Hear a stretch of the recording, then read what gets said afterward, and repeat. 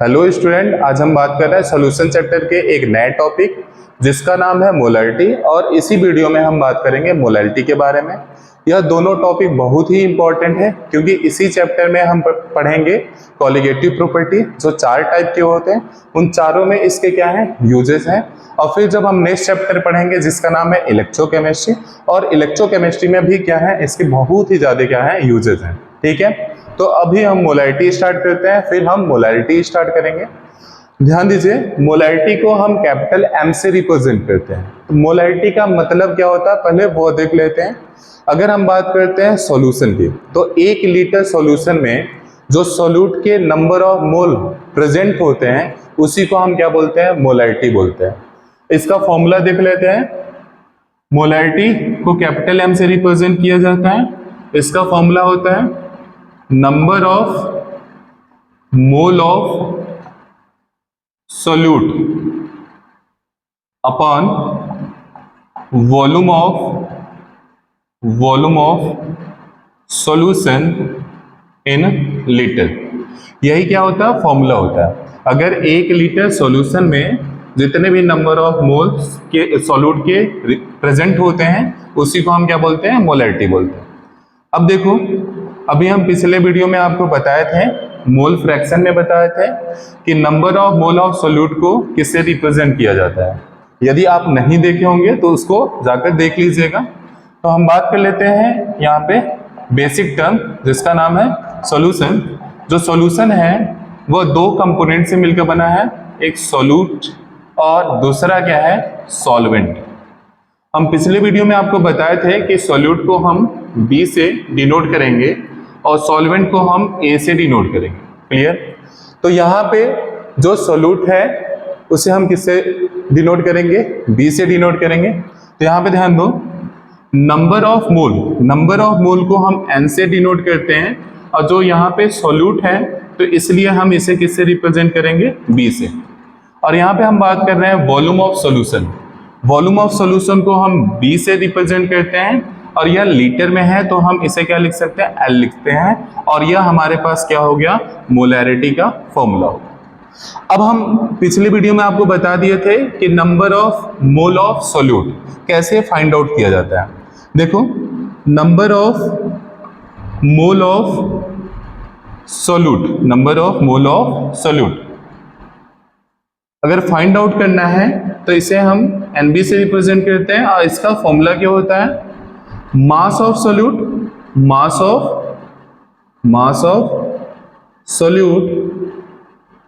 Clear? और मास of solute को हम WB से रिप्रेजेंट करेंगे upon molar mass of solute.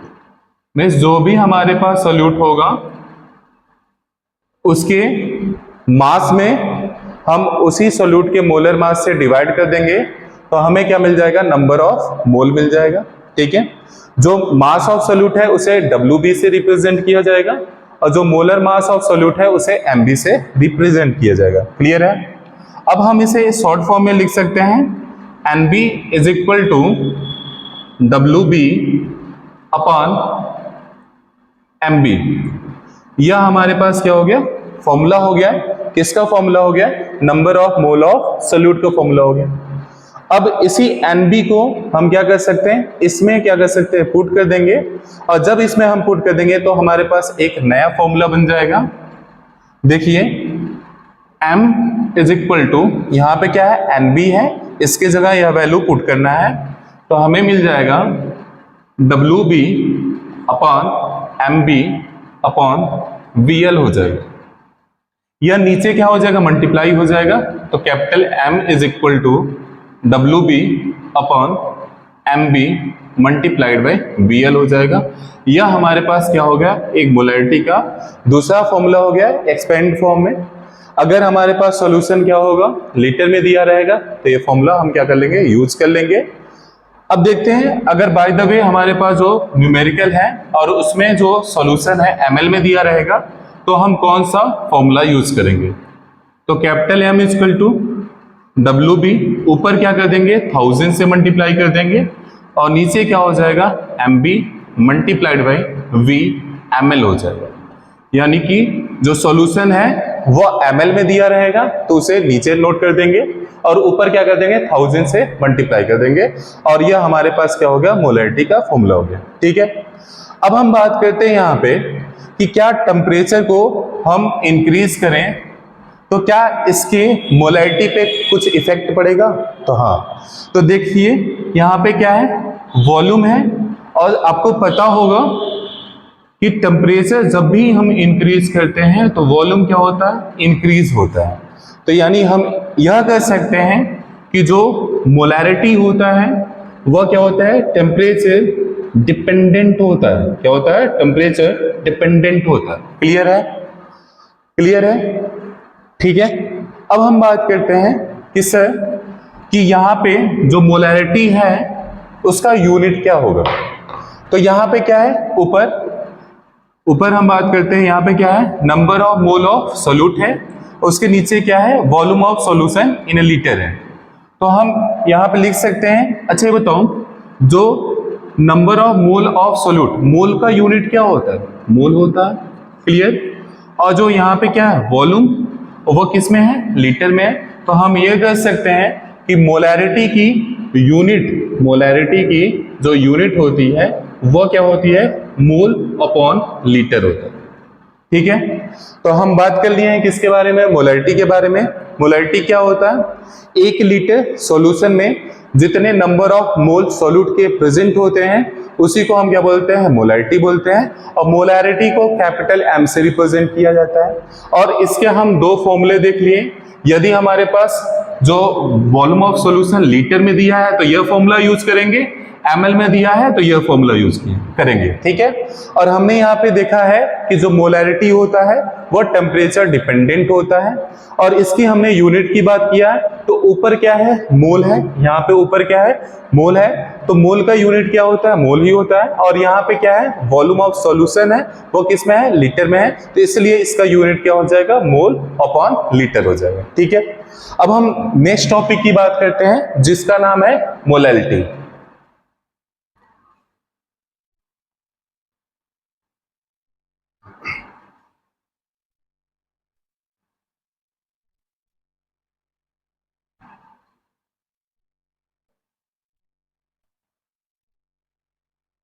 यह हमारे पास टॉपिक है मोलैरिटी। ठीक है, मोलैरिटी को हम किससे रिप्रेजेंट करते हैं स्मॉल m से।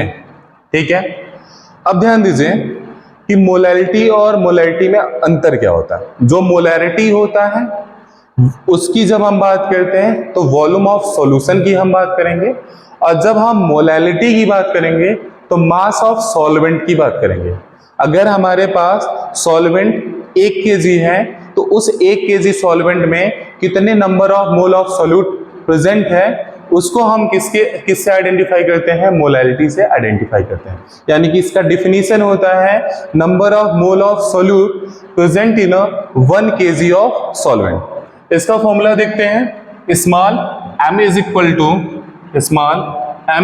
टू क्या होगा number of mole of solute clear upon mass of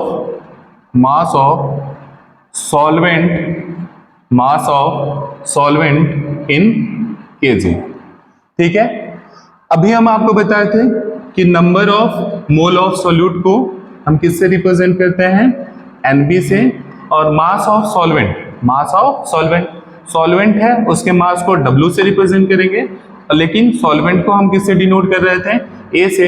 तो हमारे पास फॉर्मूला हो जाएगा small m equal to NB upon WA। ठीक है, small m molarity, NB number of mole of solute और WA क्या है मास ऑफ सॉल्वेंट, और यह किस में होगा केजी में।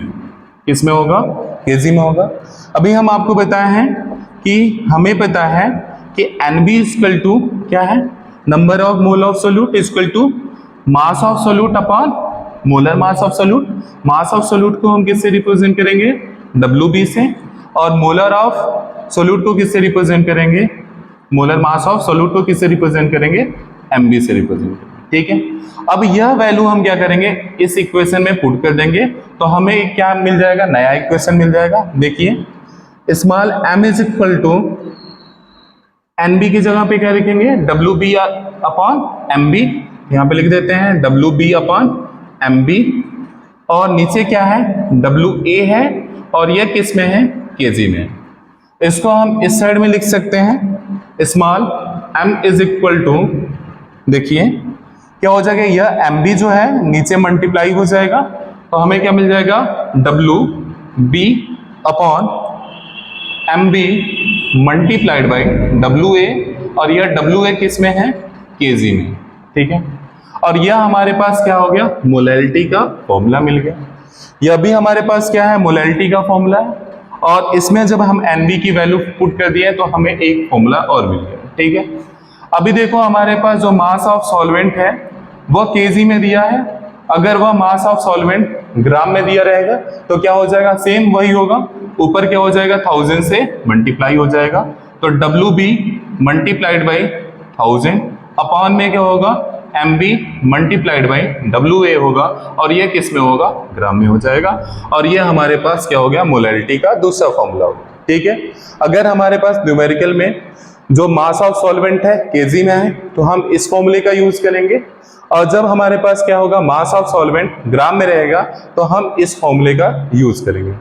अभी देखो यहाँ पे हम बात कर रहे हैं मास ऑफ सॉल्वेंट, तो क्या अगर हम टेम्परेचर इंक्रीज करते हैं तो किसी भी सब्सटेंस के मास पे कोई इफेक्ट पड़ता है, तो नहीं।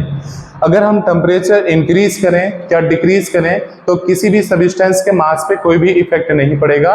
इससे हम ये कह सकते हैं कि जो यह मोलैलिटी होता है वह क्या होता है, टेम्परेचर इंडिपेंडेंट होता है, इंडिपेंडेंट होता है, क्लियर ना, यानी कि यह टेम्परेचर पे डिपेंड नहीं करता है, ठीक है। अब हमारे पास क्या है, इसके यूनिट की हम बात करते हैं, यहां से हम यूनिट निकालते हैं। ऊपर क्या है, नंबर ऑफ मोल, मोल का भी जस्ट यूनिट बताए थे कि मोल होगा, और यहाँ पे नीचे क्या है, मास ऑफ सॉल्वेंट, तो मास ऑफ सॉल्वेंट किस में है, केजी में है, तो यहाँ पे हम लिख सकते हैं तो यूनिट ऑफ मोलैलिटी क्या हो जाएगा, unit of molality mole upon KG हो जाए, ठीक है। यह हम पढ़ लिए, यह दोनों टॉपिक अब कंप्लीट हो गया है, ठीक है। मोलैलिटी को हम कैपिटल M से रिप्रेजेंट करते हैं, और जो हमारे पास मोलैलिटी है उसे स्मॉल m से, ठीक है। और नेक्स्ट वीडियो में हम लेकर आएंगे नॉर्मलिटी के बारे में लेकर आएंगे और उसे समझाएंगे, और उसमें आपको बताया जाएगा कि नॉर्मलिटी और मोलैलिटी में क्या रिलेशन होता है। Okay, thank you.